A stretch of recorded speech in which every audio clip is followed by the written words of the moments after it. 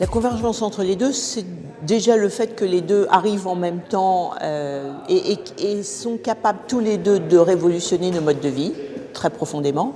Deuxième type de convergence, c'est qu'ils sont tous les deux transversaux. Le développement durable, vous le savez, c'est vraiment de la transversalité avec les trois piliers.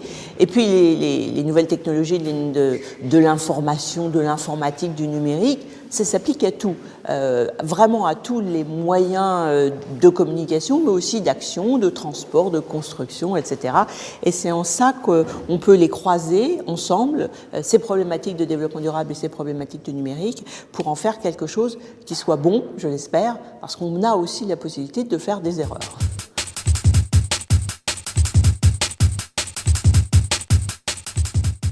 Il y a trois thèmes qui sont très faciles à creuser sous cette double vision développement durable et numérique.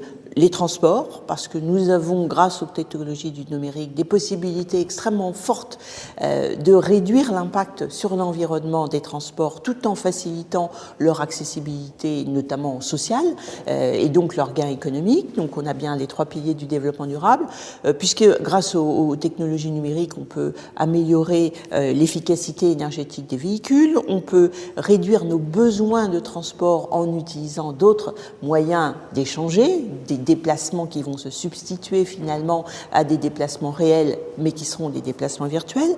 On a aussi tous les dispositifs qui permettent de mieux gérer les trafics et qui donc permettent globalement de mieux utiliser les transports en commun, par exemple, ou de mieux utiliser et mettre à l'intérieur des camions qu'on utilise les flux de marchandises les plus importants.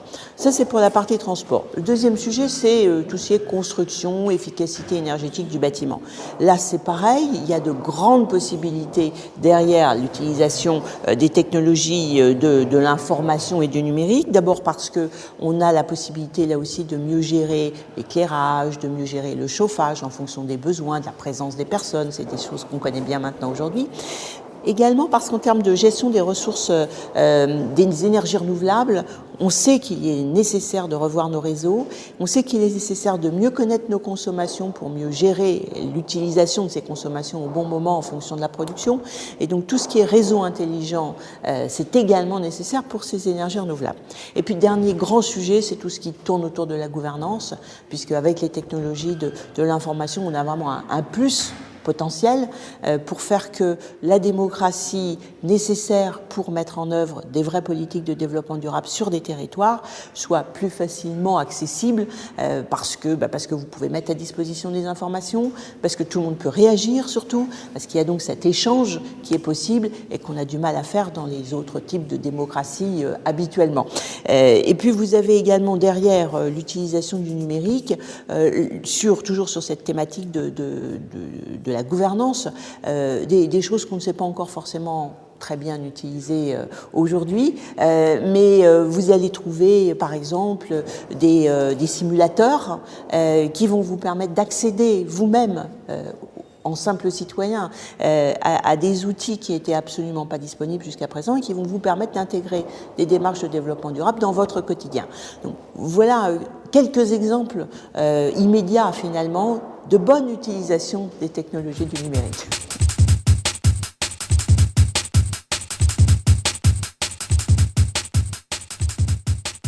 Pour l'avenir, ce que je pense, c'est que notamment en ce qui concerne les territoires, on a de grandes possibilités et je suis plutôt positive puisqu'on voit bien qu'aujourd'hui tout le monde est en train de travailler sur ces thèmes et en train d'y réfléchir. Il faut qu'on fasse attention à deux choses qui risquent d'être fortes. La première, c'est la fracture numérique entre les territoires, parce qu'aujourd'hui on le constate bien, il y a des fractures numériques entre les territoires, les villes sont beaucoup plus branchées, sont beaucoup plus numérisées que nos campagnes ou même que la province, entre la province et Paris. Donc là, il y a des injustices ou en tout cas des inégalités qu'il faut essayer de compenser.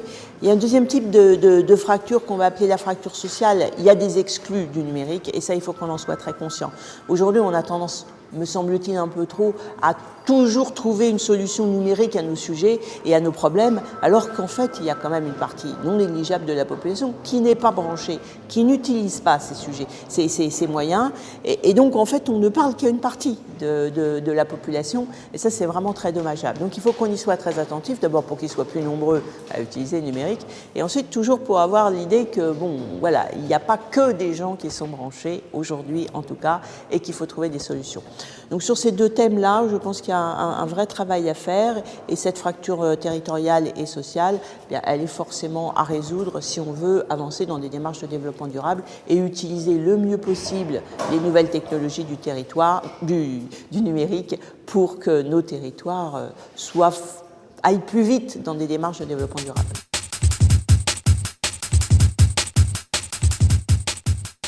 Ce que fait le Commissariat général au développement durable aujourd'hui sur tous ces sujets-là, c'est d'abord d'encourager le fait que les spécialistes de ces technologies, que nous ne sommes pas, y réfléchissent avec cette vision de développement durable dans la tête pour qu'on les utilise le mieux possible. C'est eux qui nous apporteront des propositions.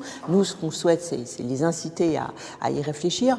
On essaye aussi d'intégrer ces technologies dans les agendas 21, par exemple, donc nos propositions, nos outils à nous de développement des démarches de développement durable sur les territoires, on s'efforce d'y intégrer le plus possible les nouvelles technologies parce qu'elles peuvent nous apporter des moyens d'aller plus vite, d'aller plus profondément sur les territoires pour faire avancer les sujets. Et puis il y a aussi toute la dimension purement environnementale, on va dire, des nouvelles technologies, c'est-à-dire leur impact sur l'environnement. Ça consomme énormément d'énergie, ça fait beaucoup de déchets.